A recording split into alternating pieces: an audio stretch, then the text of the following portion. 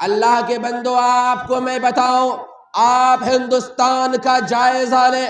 اگر آپ ہندوستان کا جائزہ لیں گے، بہت سے علاقے آپ کو ایسے بھی مل جائیں گے جہاں پہ علم دین نہ ہونے کی وجہ سے، علم دین کا چرچا نہ ہونے کی وجہ سے، دینی مدارس نہ ہونے کی وجہ سے، دینی مکاتب نہ ہونے کی وجہ سے، وہاں پہ بچے ہوں یا بچی ہوں، لڑکے ہوں یا لڑکیاں ہوں، سب جا کر کے اسکولوں اور کالجوں میں تعلیم حاصل کرتے ہیں.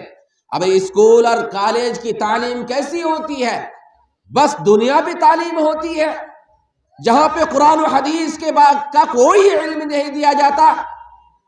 تو دنیاوی تعلیم حاصل کرنے کی وجہ سے وہ صرف دنیاوی تعلیم تک ہی محدود رہ جاتے ہیں، علم دین سے کوسوں دور رہ جاتے ہیں. جس کا نتیجہ کیا ہوتا ہے؟ جس کا نتیجہ یہ ہوتا ہے کہ وہ ہندوستان کے قانون کو رب کا قانون سمجھ لیتے ہیں، اور بس لڑکوں اور لڑکیوں کے درمیان جو نہ ہونا چاہیے وہ رشتہ تعلیم کے زمانے سے قائم ہونے لگتا ہے. گرل فرینڈ اور بوائے فرینڈ کا سلسلہ چالو ہو جاتا ہے، اور پھر اس طرح کرتے کرتے چاہے ہندو لڑکا ہو مسلم لڑکی ہو، بس دونوں کے درمیان وہی گرل فرینڈ اور بوائے فرینڈ کا سلسلہ چالو ہونے لگتا ہے. اور یہاں تک کہ ایک مسلم گھرانے کی بچی جا کر کے ہندو لڑکے سے ہندوانی رسم کے ساتھ شادی کر لیتے ہیں. سب کو پتا ہے میں بھاگ کے شادی کی ہوں، میں ایک مسلمان ہوں، اور میں جس سے شادی کی ہوں وہ ایک ہندو ہے، اور میں بھی سناتن دھرم قبول کر چکی ہوں. یہ چیز ہر ایک چیز اپلیکیشن لے کے میرا فوٹو وغیرہ شادی کا ہر ایک چیز پولیس تھانے تک پہنچ چکی ہے. لیکن ربندر نگر تھانہ کے جو انسپیکٹر ہیں وہ اس چیز سے کہہ رہے ہیں لڑکی دھرم نہیں قبول کر سکتی ہے، سناتن دھرم میں نہیں جا سکتی وہ مسلمان ہو کر. کیوں نہیں میں جا سکتی ہوں؟ وہ کون ہوتے ہیں مجھے روکنے والے؟ گھر والوں سے پیسے لے کر وہ مجھے روکیں گے میں ہندو بنوں گی کہ مسلمان بنوں گی، جب میں اپنے مرضی سے جے سی رام کا نعرہ بھی لگا رہی ہوں. جسے روکنا ہے وہ روک لے، جس کو جو اکھاڑنا ہے اکھاڑ لے.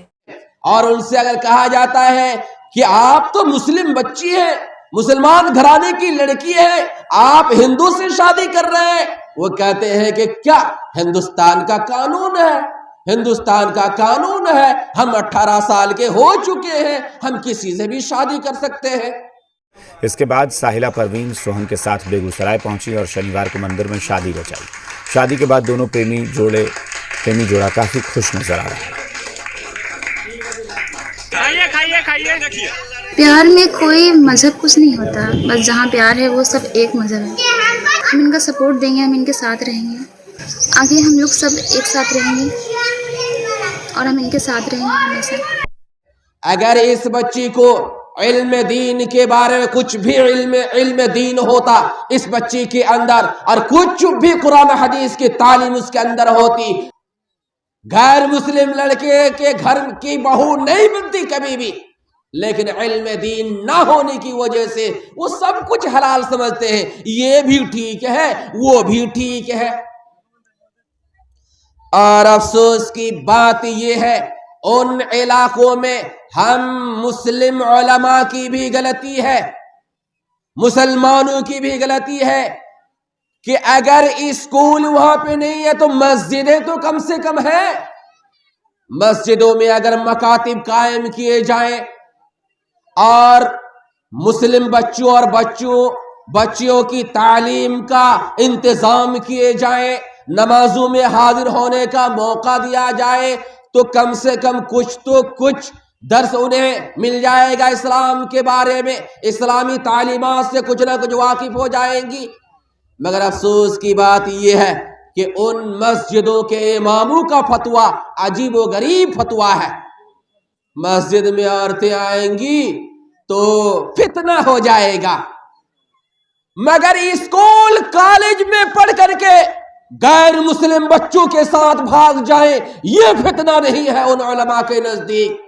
مگر مسجد میں آ جائیں اور نماز میں شامل ہو جائیں، دینی تعلیم کچھ حاصل کر لیں، نماز کا طریقہ سیکھ جائیں، سیرت رسول اور سیرت صحابہ سے کچھ واقف ہو جائے، یہ فتنہ ہے. मगर गैर मुस्लिम लड़कों के साथ भागे, दोस्ती करे, कोई फितना नहीं। अफसोस है उन उलमा पर। हालांकि अल्लाह के नबी अलैहिस्सलाम ने औरतों को मस्जिद आने से नहीं रोका है, बल्कि सहाबा इकराम से फरमाया ला तमनउ इमा अल्लाह मसाजिद अल्लाह वलाकिन लियखरुजना वहुन्ना तफिलात, कि अल्लाह की बंदियों को, औरतों को मस्जिद जाने से ना रोको, मस्जिद आने से ना रोको। मगर अफसोस उलमा मस्जिदों से औरतों को रोक रहे हैं। इस वजह से मस्जिदों में दर्स कायम करना और मस्जिदों में उन इलाकों में खास तौर पर जहां पर दीनी मदारिस नहीं है, मस्जिदों में मकातिब कायम करने की जरूरत है।